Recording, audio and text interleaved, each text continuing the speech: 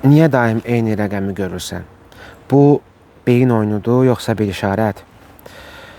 Təkrarlanan rəqəmlər, misal üçün 11-11, 22-22, 13-13, 12-12 hərəsinin öz mənası var və hərəsi də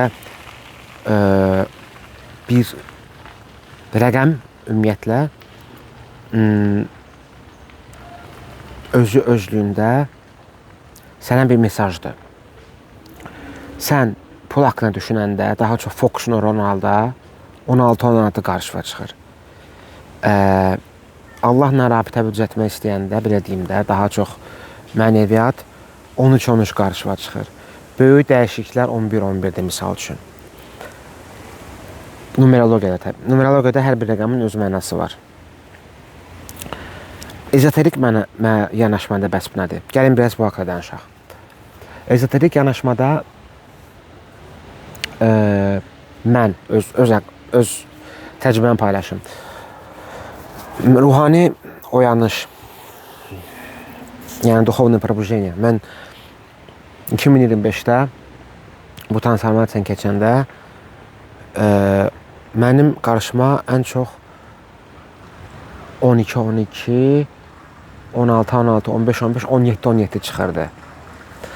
Və mən o zaman bu haqqda heç bir məlumatım yox idi əslində. Əslində var idi, izləyirdim. Amma belə deyim, öz təcrübəmdə hələ də aktual deyildi. Yəni hələ təzə çıxıb.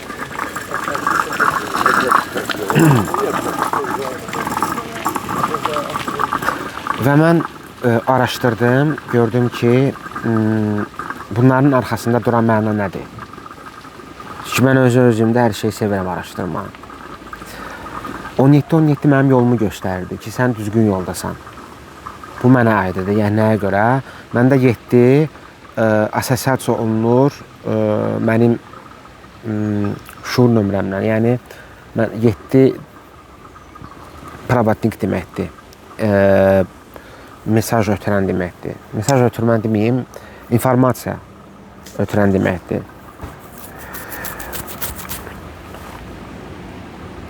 Beyin deyə müəyyən rəqəmlər daha çox görməyə başlayır. Gəlin bu haqqda danışım. Beyin əslində işləmə funksiyası odur ki, sənin diqqətin hardadırsa, onu daha çox görməyə başlayır. Fikir vermirsən, hansısa bir maşın haqqda düşünürsən, BMW və yaxud Mercedes, nə haqqda və başlayırsan onu gündəlik olaraq gözünün qarşısında görməyə, yolda. Yəni, bu o deməkdir ki, sənin diqqətin oradadır və o diqqəti olduğuna görə materiya sənin qarşıma onu çıxardır. Eyni şeydə səndə rəqəmlərlə ola bilər. Sənin misal üçün diqqətin ola bilər böyük dəyişikliklərdə və bu haqda düşünürsən, mesaj gözləyirsən misal üçün 12-12 yox, 12-12 qabava çıxa bilər və yaxud da ki 11-11, 12-12 bir siklin bağlanması yeni siklin başlanması deməkdir. 12, yəni qutarır. Və hərəsinin öz mənası və sən o haqda nə düşünürsənsə, nə daha çox önəmlidirsə, münasibətdirsə, ona uyğun rəqəm var. Münasibətlər də 10-10, bir də 11-11. Yox, 10-10 yox, 11-11 ən çox münasibətdir. Yəni, sənin qarşıva sənin qismətindəki insan çıxacaq, o deməkdir.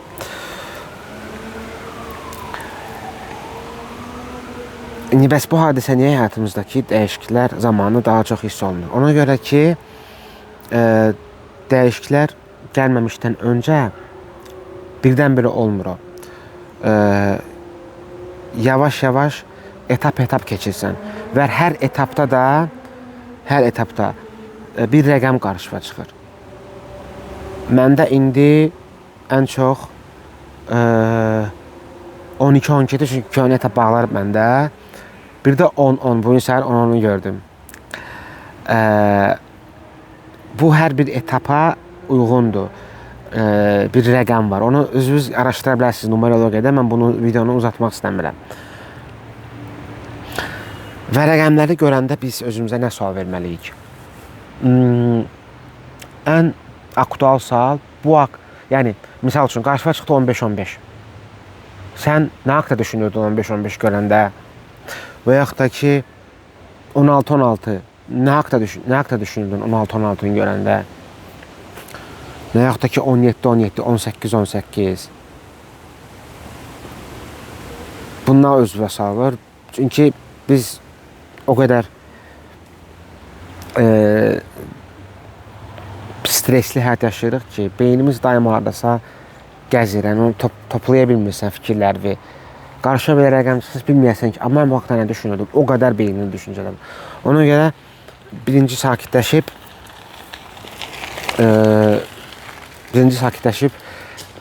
o sualın cavabını özün tapmalısın, individual.